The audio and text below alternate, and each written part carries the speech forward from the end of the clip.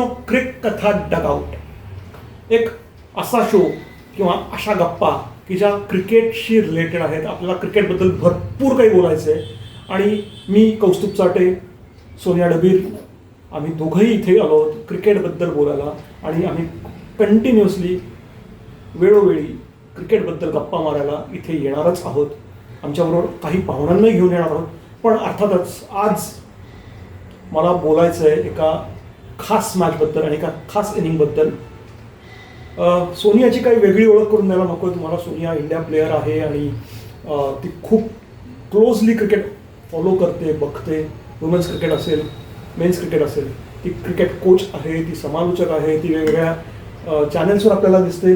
So Sonia आणि क्रिक कथा असं म्हणून आपण हे घेऊन आलो. क्रिक कथा डगआउट. सोनिया, काय सांगायचं तुला?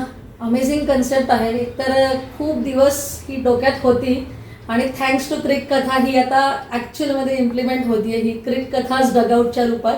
तर एक्सायटेड. आणि जसं कौस्तुभ म्हटलं तसं नक्कीच वेळोवेळी बरेच प्लेयरशी, बऱ्याच क्रिकेटमधल्या लोकांशी आपण गप्पा मारायला नक्की येऊ इथे.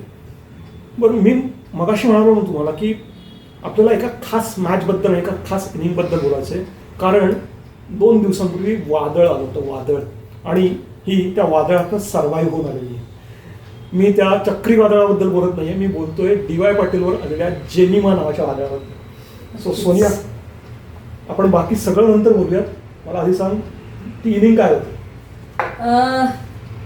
जेमिमाची जेम ऑफ एन इनिंग्स. आणि वादळ हा एकदम करेक्ट घेतलेला शब्द आहे. त्या वादळांमध्ये बरेच छोटी छोटी वादळं पण येऊन गेली. जसं हरमनचं होतं, दीप्तीचं होतं आणि रिचाचं हरमनचं वादळ पण मोठंच होतं. हा, म्हणजे दीप्तीचं होतं, रिचा घोषचं वादळ होतं, सुरुवातीला स्मृतीचं वादळ होतं आणि नंतर अमनजोतने सुद्धा एक्झॅक्टली. सो पण जेमिमा नावाचं ते जे वादळ होतं, जेम ऑफ एन इनिंग्स, मी परत म्हणेन, इतकी ह्युमिडिटी होती, इतका तिला त्रास होत होता त्याचा. आणि त्याच्यामध्ये ती बऱ्याच इंटरव्ह्यूजमध्ये पण म्हणले की तिने काय काय फेस केलं. अँझायटी इश्यूज होते किंवा टीममधनं ड्रॉप होऊन हा कमबॅक, न्यूझीलंडचा कमबॅक, नंतर डायरेक्ट भारताच्या टीमला फायनलला सिंगल हँडेडली नाही म्हणणार मी, पण ऑलमोस्ट सिंगल हँडेडली घेऊन जाणं.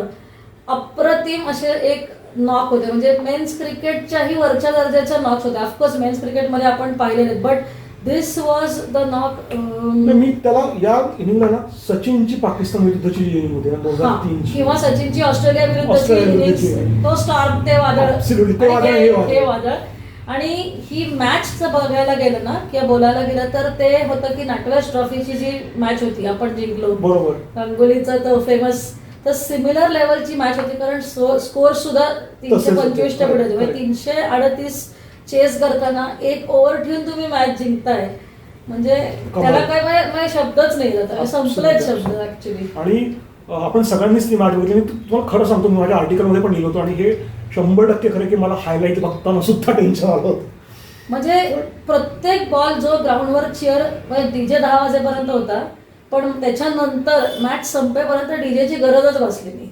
क्या बात आहे. असं ते ॲटमॉस्फिअर होतं आणि अमेझिंग. म्हणजे काटा येतो आता सुद्धा तो एक्सप्लेन करताना की ते लाईव्ह बघण्यात, ती जी अमनजोतची बाउंड्री गेल्यानंतर ते ज्या रिॲक्शन्स लोकांच्या, प्लेयर्सच्या, सगळ्यांच्या, अमेझिंग. आणि ऑस्ट्रेलियाला हरवणं याच्यासारखी मजा नाही ऑस्ट्रेलियाची.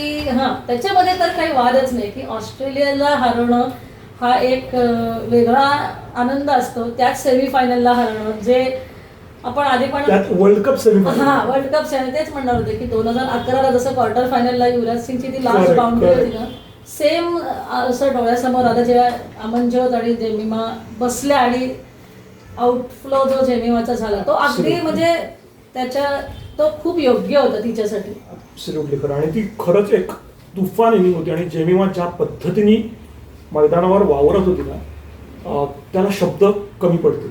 आता दुसरी गंमत अशी ना, जेमिमानी तिची सेंचुरी झाल्यानंतर बॅटवर नाही केली, फिस्ट नाही केलं, कुठलंही सेलिब्रेशन नाही केलं, 50 नंतर नाही केलं. पण त्या सगळ्या इमोशन्स तिने मॅच जिंकल्यानंतर साठीच्या राखून ठेवल्या होत्या. मला वाटतं हे एका प्लेअरसाठी खूप मोठं आहे. तिने टीम विक्ट्रीला स्वतःच्या सेंचुरीपेक्षाही जास्त महत्त्व दिलं, ते कुठलाही प्लेअर देतो.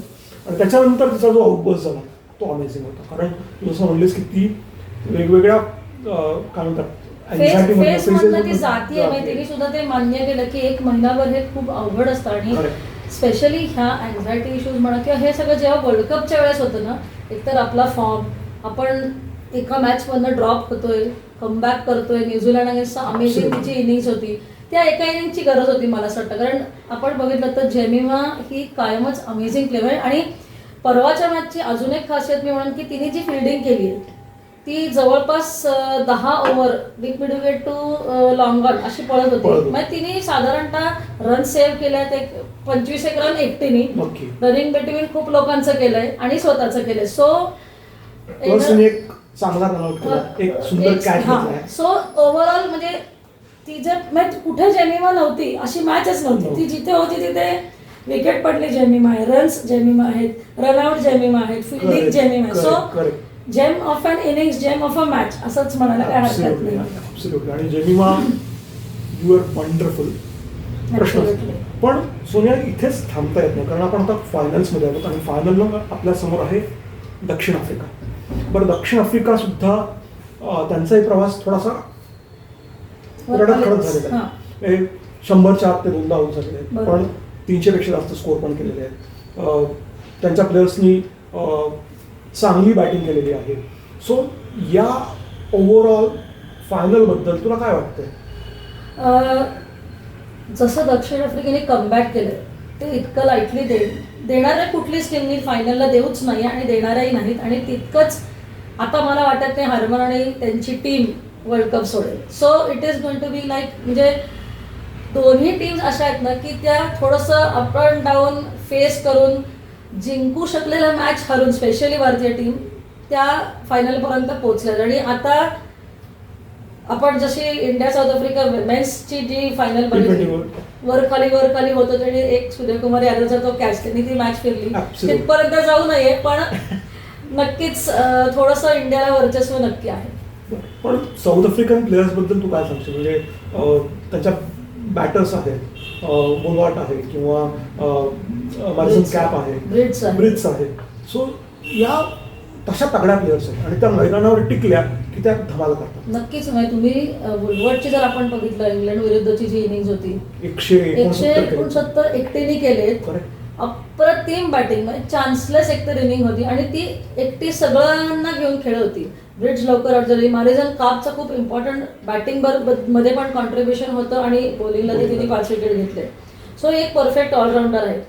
त्यांचे जे खाली लोअर मिडल ऑर्डर आहे, क्लर्क आहे, ट्रायन आहे, हे पण खूप चांगल्या फॉर्म मध्ये. सो एक प्लेअर सुनील लुईस, ती आय थिंक दक्षिण आफ्रिकेला गरज आहे सुनील लुईसनी परत कमबॅक करावं आणि डेफिनेटली ते होप करत असतील ती फायनलमध्ये करेल. पण ती ह्या टीमला नक्कीच आता अंडरडॉग्स म्हणू वगैरे शकत नाही, कारण त्यांनी अप्रतिम कमबॅक केलंय, सुंदर क्रिकेट खेळलं. आणि मला असं वाटतं आत्ताच नाही पण पूर्ण मागच्या वर्षभरात साऊथ आफ्रिका टीमनी खूप चांगल्या पद्धतीच्या सिरीज जिंकलेल्या आहेत आणि क्रिकेट ओव्हरऑल चांगलं खेळलं आणि त्यांचं गेमचं जे स्टँडर्ड आहे ते वरच्या लेवलला नेऊन ठेवलंय त्यांनी. पण म्हणजे आता आपण असं म्हणू शकतो का की ऑस्ट्रेलिया किंवा इंग्लंड किंवा न्यूझीलंडचा काही प्रमाणात जो एक होल्ड होता वुमेन्स क्रिकेटवरचा तो थोडासा कमी झालाय? हो, म्हणजे कमी झाला म्हणण्यापेक्षा बाकीच्यांचं स्टँडर्ड त्यांनी वाढवलंय आणि त्याच्यामुळे ते आता लेवलवर आलेले. म्हणजे इंडियाचं स्किल लेवल तर मी कधीच म्हणणार नाही की ऑस्ट्रेलिया, इंग्लंड किंवा न्यूझीलंडपेक्षा कमी होतं. In fact we are more skilled, पण आपलं आधी थोडासा फिटनेस इश्यूज होते. मग काही म्हणजे जसं 1-2 वर्षापूर्वी mental health aspect of the game कमी पडत होता की मेन फायनलला आपण 1-2 वेळा येऊन हारलोय, जसं T20 वर्ल्ड कप किंवा 17चा वर्ल्ड कप. सो तो आता अप्रोच बदललाय, माइंडसेट बदललाय. So I think we are now equal. आणि स्किल वाईज तर मी म्हणेन आपण त्यांच्यापेक्षाही जाणार. फिल्डिंग मध्ये अजून एक मी म्हणेन की इम्प्रूव्ह करायची नक्की गरज आहे. पण अशा आपल्याकडे 10 जेमिमा असतील तर मजा येईल. हा बस एक अजून एक 3-4 राधा आणि 3-4 जेमिमा, आता तेवढंच राहिले. बरं, पण या सगळ्यामध्ये ना इंडियन टीम बद्दल काय वाटतं? ते प्रॉस्पेक्ट्स कसे दिसतात? म्हणजे आता आपण समजा जर म्हटलं की इंडियन बॅटर्स आहेत, त्याच्यामध्ये प्रतिका नाही आहे अनफॉर्च्युनेटली, पण शफाली आहे. शफाली परवाच्या मॅचमध्ये खूप चांगली नाही खेळली, पण ती जर बरसली तर ती तडाखे देते. नाही, मी म्हणणार की शेफाली 10 ओव्हर टिकली, बास आहे, बास, खरंच बास आहे. मग स्मृती आणि उरलेले जे बॅटर्स आहेत ते जे येऊन दंगा करतील ना तिकडे, मग त्याला समोरच्या टीमला अवघड नक्कीच आहे. तुझ्या मैत्रिणीला काय सल्ला देशील? मी बोलतोय, स्मृती करतोय. मैत्रीण तर आहे, एकत्र खेळलोय. तिला आत्ता सल्ला मी नाही देऊ शकत कारण ती खूप वरच्या लेवलला पोहोचली आणि ती कसं आहे, सल्ला देण्यापेक्षा आता एक जो सेल्फ अवेअरनेस आहे तो खूप उच्च दर्जाचा तिने स्वतःहून तो कमवलेला आहे. ती इतक्या मोठ्या दर्जाची खेळाडू. एक्झॅक्टली. आणि कसं आहे ना, आता त्या एका लेवल नंतर काही न बोलता सगळं घडत असतं, त्यामुळे काही सांगायची सुद्धा गरज नाही. आणि ज्या पद्धतीने मैदानावर उतरते, वावरते, ते बघण्यासारखं असतं. सो स्मृती असेल, जेमिमा असेल किंवा हरमन असेल, या तिघीही खूप मोठ्या प्लेयर्स आहेत. पण मला आणखीन एका प्लेअरबद्दल बोलायचं आहे, ती म्हणजे रिचा घोष. म्हणजे पॉकेट डायनामो असं तिचं टोपण नाव आहे आणि ती सगळ्यात लहान खेळाडू आहे या ग्रुपमधली. पण बडा धमाका. ती ज्या पद्धतीने बॅटिंग करते, परवाच्या पण तिने सिक्सेस मारल्या आहे. कमाल होते अरे. म्हणजे असं बसल्या बसल्या किरकोळीत ते मारते. म्हणजे इतकी पॉवर आहे ना, टायमिंग आणि पॉवरचं जे करेक्ट उदाहरण आहे म्हणजे रिचा घोष. आणि तिला माहिती आहे ती ॲट विल 6 मारू शकते. सेहवाग स्टाईल आहे ती. हा, म्हणजे एक बॉल त्या बॉलला तिने जर आधीचा डिफेन्स केला असेल, ती त्याच बॉलला जसाच बॉल टाकला दुसरा तर ती 6 मारू शकते. आणि ईज मध्ये अगदीच. मग तिने मला असं वाटतं किम गॅरेटला जी जागेवरनं 6 मारली आहे समोर, ती अप्रतिम होती. किंवा गार्डनरला मारलेली डीप मिडल घ्यायची ती मांडी, म्हणजे स्वीप स्लॉक स्वीप बसून जागेवर नसते, आउट नाही काही नाही. आणि ती जवळपास स्टँड मध्ये आलेली 6 होती. ती अमेझिंगच होती. आणि त्याचबरोबर आपल्या बॉलर्स बद्दल थोडंसं बोलूया. रेणुका असेल, क्रांतीने या वर्ल्ड कपमध्ये किंवा त्याच्याही आधी इंग्लंड सिरीजमध्ये खूप चांगली कामगिरी केली. राधा असेल किंवा स्नेह असेल, त्यांची सुद्धा परफॉर्मन्सेस चांगले आहेत. बॉलर्सकडनं तुला काय अपेक्षा? अजून एक बॉलर मी ऍड करेन म्हणजे श्रीचरणी. ऑस्ट्रेलिया अगेन्स्ट जर तिने ती बॉलिंग टाकली, म्हणजे दोन्ही आतापर्यंतच्या ऑस्ट्रेलियाच्या मॅचेस आधी पण तिने 10 ओव्हर 40 रन आणि 3 विकेट घेतल्या आहेत.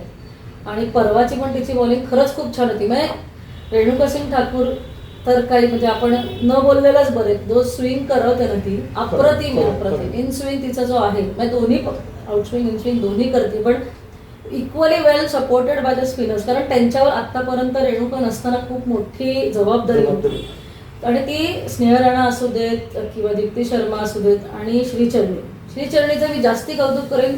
कारण एकतर पहिला वर्ल्ड कप आहे, सगळ्यात लहान आहे की I don't think so, but youngster आहे. आणि डिरेक्टली तुम्ही ऑस्ट्रेलिया, साऊथ आफ्रिका, न्यूझीलंड यांच्या समोर जेव्हा इतकी चांगली बॉलिंग करताना, सो तिला तिची एक वैशिष्ट्य मी नक्की इंग्लंड सिरीज पासून बघितलं की तिला जेव्हा मारतात तर कमबॅक जो असतो ना ती अप्रतिम करते. एक विकेट तिचा विचार करून दुसरी विकेट तिला आणि विचार करून बॉलिंग करणे. क्रिकेटिंग पर्यंत खूप चांगलं सुंदर आहे. सुंदर. आणि ऑफकोर्स दीप्ती पण आहे, हरमन आहे. सो मला तरी टीम खूप बॅलन्स वाटते. आणि साऊथ आफ्रिकेची टीम ऑफकोर्स तेवढीच तगडी आहे, तेवढीच चांगली आहे. त्यामुळे फायनल दर्जेदार होणार आहे याबद्दल काही मला शंका नाही आहे. माझा ना सोनिया एक थोडासा मी क्रिकेटच्या बाबतीत अंधविश्वास आहे. त्यामुळे मी एखादी गोष्ट करत असेल तर मी तीच करतो. म्हणजे सहज म्हणून सांगतो की 2011च्या वर्ल्ड कपला 2 एप्रिलच्या दिवशी मी एकट्याने बसून मॅच बघितली होती आणि परवाची सेमीफायनल मी एकट्याने बसूनच बघितली. सो तुमच्याकडे नवी मुंबईचं VIP स्टँडचं तिकीट असेल तरी प्लीज मला देऊ नका, मी एकट्याने मॅच बघायला. तुझं काय आहे? मला द्या. मला चालेल. ऑफकोर्स हे खूप लोक फॉलो करतात आणि म्हणजे ते असतं. मीही फॉलो करायचे काही गोष्टी जेव्हा खेळायचे तेव्हा. आता खूप कमी वेळा होतं, पण कारण कसं आहे की आपण ती गोष्ट फॉलो करत असतो एक सुपरस्टिशन, आणि तेव्हा ते घडलं नाही ना की मग असं ते नाही, हे असं काही खरं नाहीये. सो हा चेष्टेचा विनोदाचा भाग झाला. पण हा अंधविश्वास किंवा सुपरस्टिशन्स किंवा श्रद्धा ही क्रिकेटच्या बाबतीतच असते आमची. तुम्ही त्याला काही म्हणा, सुपरस्टिशन म्हणलं तरी माझी काही हरकत नाही, पण हे आम्ही करतो कारण आम्ही क्रिकेट वेडे लोक आहोत. पण आता ही सुपरस्टिशियस किंवा काय जे काय ना, मला असं वाटतं 2 नोव्हेंबरला हरमन आणि कंपनी हे सगळे मागे टाकणार आहे. त्यांना काही घेणं देणं नाही. म्हणजे इव्हन परवाच्या मॅचला अशी सिच्युएशन, त्यांचा अप्रोच इतका अप्रतिम होता की ऑस्ट्रेलियाने 400 केले असते ना तरी आम्ही 401 करणार, असं अप्रोचनी ते खेळत होते. आणि 2 तारखेला मला नाही वाटत काही वेगळं घडेल. मगाशी म्हणजे हे रेकॉर्ड सुरू करण्याच्या आधी ना सोनिया एक वाक्य म्हणली होती आणि ते I completely agree with her की हरमन आता सोडत नसतं. नाही, नक्कीच नाही सोडत. सो उद्याची मॅच ही मस्त होणार आहे. हातातली सगळी कामं धामं बाजूला ठेवा. 2 एप्रिल 2011ला तुम्ही जसं इंडियन टीम मेन्स टीमला सपोर्ट केला होता ना, तसाच 2 नोव्हेंबर 2025ला वुमेन्स टीमला सपोर्ट करायला विसरू नका. आणि ती मॅच झाल्यानंतर आपण परत एकदा बोलणार आहोत, कारण हा वर्ल्ड कप इंडियासाठी खूप मोठा आहे, महत्त्वाचा आहे आणि वुमन्स क्रिकेट बदलून टाकत आहे. कारण विमेन्स क्रिकेटला यावर्षी 50 वर्ष होत आहेत. Correct. So we are going to celebrate that. So परत एकदा आपण टीमला शुभेच्छा देऊयात, सगळ्या क्रिकेट फॅन्सना शुभेच्छा देऊयात आणि आत्ता तरी इथे थांबूयात. पण आपण अशाच गप्पा मारणार आहोत वेळोवेळी क्रिक कथाच डगआउटमध्ये. सोनिया असेल, मी असेल आणि आपल्याबरोबर असंख्य क्रिकेट वेळे पण असतील. त्यामुळे बघत राहा आणि भेटूच.